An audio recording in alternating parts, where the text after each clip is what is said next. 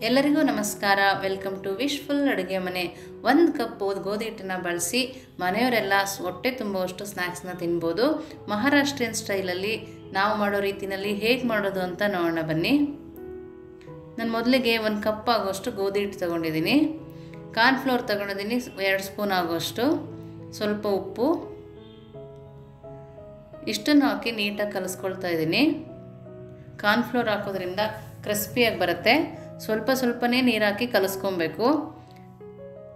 ನಾವು ಚಪಾತಿ ಹಿಟ್ಟನ್ನು ಅದಕ್ಕೆ ಕಲಿಸ್ಕೊಬೇಕು. ಸ್ವಲ್ಪ ಗಟ್ಟಿ ಕಲಿಸ್ಕೊಬೇಕು. ತೆಳು ಆದರೆ ನಾವು ಮಾಡೋ ಸ್ನ್ಯಾಕ್ಸು ಸಾಫ್ಟ್ ಆಗುತ್ತೆ. 5 ನಿಮಿಷ ಕ್ಲೋಸ್ ಮಾಡಿ ಎತ್ತಿಟ್ಕೊಳ್ತೀನಿ. ಸ್ವಲ್ಪ ಎಣ್ಣೆ ಹಾಕಿ ಕಲಿಸ್ಕೊಂಡಿದ್ದೀನಿ. ನೋಡಿ, ಈ ಥರ ಸಣ್ಣ ಸಣ್ಣ ಉಂಡೆ ಮಾಡಿ ಇಟ್ಕೊಳ್ತೀನಿ.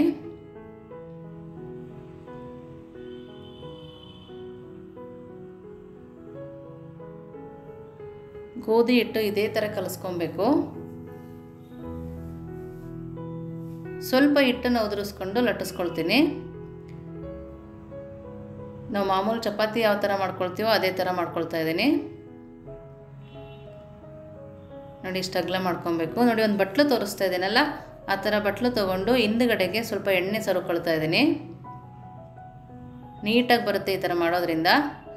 ನೋಡಿ, ಚಪಾತಿ ಮಾಡ್ಕೊಂಡಲ್ಲ ಅದ್ರ ಮೇಲೆ ಇಟ್ಕೊಂಡು ಈ ಥರ ಫೋಲ್ಡ್ ಮಾಡ್ಕೊಳ್ತಾ ಇದ್ದೀನಿ. ನೀಟಾಗಿ ಫೋಲ್ಡ್ ಮಾಡ್ಕೊಬೇಕು.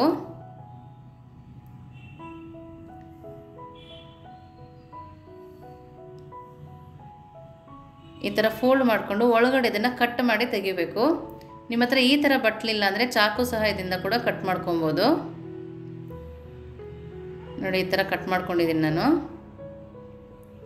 ನೋಡಿ, ರೆಡಿ ಇದೆ ಬಟ್ಲು ನಮ್ಮದು.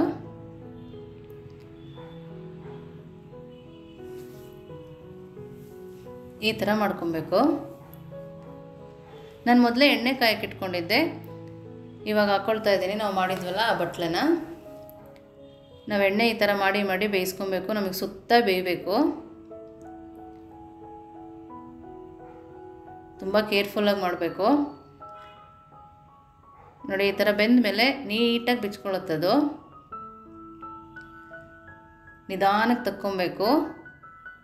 ಇಲ್ಲಾಂದರೆ ಒಂದ್ಸರಿ ನೀವು ತೆಗೆದು ತಣ್ಣಗಾದ್ಮೇಲೆ ಕೂಡ ಓಪನ್ ಮಾಡಿ ಮತ್ತೆ ಒಳಗಡೆಯಿಂದ ಬೇಯಿಸ್ಕೊಬೇಕಾಗತ್ತೆ.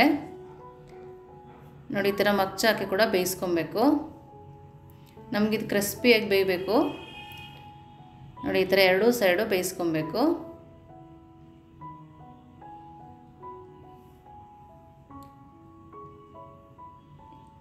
ಇದು ಕ್ರಿಸ್ಪಿ ಆದಷ್ಟು ತುಂಬ ಟೇಸ್ಟಿಯಾಗಿರುತ್ತೆ.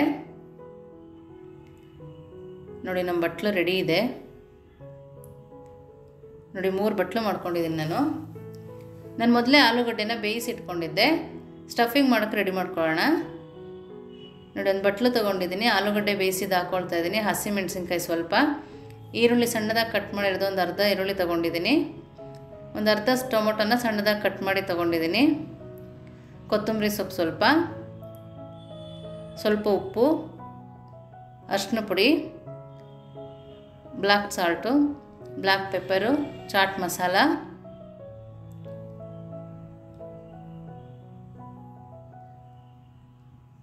ಖಾರದ ಪುಡಿ, ನಿಂಬೆಹಣ್ಣಿನ ಜ್ಯೂಸು, ಅರ್ಧ ಹೋಳು ನಿಂಬೆಹಣ್ಣನ್ನ ಹಿಂಡ್ಕೊಳ್ತಾ ಇದ್ದೀನಿ. ಇಷ್ಟನ್ನು ಹಾಕಿ ನೀಟಾಗಿ ಕಲಿಸ್ಕೊಬೇಕು. ನೀವು ಇದಕ್ಕೆ ಕಡಲೆ ಬೀಜ ಫ್ರೈ ಮಾಡಿ ಕೂಡ ಹಾಕೋಬೋದು, ಕ್ಯಾರೆಟ್ ತುರಿ ಕೂಡ ಹಾಕೊಬೋದು. ನಾನಿಲ್ಲಿ ಒಂದು ಸರಿ ಪುರಿನ ಬಿಸಿ ಎಣ್ಣೆಗೆ ಹಾಕಿ ತೆಗೆದು ಹಾಕ್ಕೊಳ್ತಾ ಇದ್ದೀನಿ. ಕ್ರಿಸ್ಪಿ ಇದ್ದರೆ ಅದೇ ಥರ ಕೂಡ ಹಾಕೋಬೋದು. ಇದೇ ಥರ ಬಿಸಿ ಎಣ್ಣೆಗೆ ಅವಲಕ್ಕಿ ಕೂಡ ಹಾಕಿ ಹಾಕೊಬೋದು. ನೋಡಿ, ಎತ್ತಿಟ್ಕೊಳ್ತೀನಿ. ನೋಡಿ, ಆ 3 ಬೌಲ್ ಮಾಡ್ಕೊಂಡಿದ್ವಲ್ಲ ಆ ಬೌಲ್ ಒಳಗಡೆ ಹಾಕ್ಕೊಳ್ತಾ ಇದ್ದೀನಿ.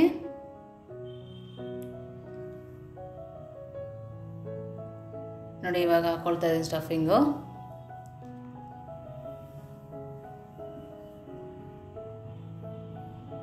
ಮಹಾರಾಷ್ಟ್ರದಲ್ಲಿ ಫೇಮಸ್ ಚಾಟ್ ಇದು. ಕೊತ್ತಂಬರಿ ಸೊಪ್ಪು ಸ್ವಲ್ಪ ಹಾಕ್ಕೊಳ್ತಾ ಇದ್ದೀನಿ. ನಾನಿಲ್ಲಿ ಖಾರ ಬೂಂದಿ ಹಾಕ್ಕೊಳ್ತಾ ಇದ್ದೀನಿ. ನೀವು ಸಣ್ಣ ಖಾರ ಬೇಕಿದ್ರೂ ಹಾಕೋಬೋದು, ಮೊಸರು ಬೇಕಾದರೂ ಹಾಕ್ಕೊಂಡು ತಿನ್ಬೋದು. ಸ್ವಲ್ಪ ನಿಂಬೆಹಣ್ಣು ಇಟ್ಕೊಳ್ತಾ ಇದ್ದೀನಿ. ನೋಡಿ, ರೆಡಿ ಇದೆ. ತುಂಬಾ ರುಚಿಯಾಗಿರುತ್ತೆ. ನೋಡಿ, ಎಲ್ಲದೂ ರೆಡಿ ಇದೆ.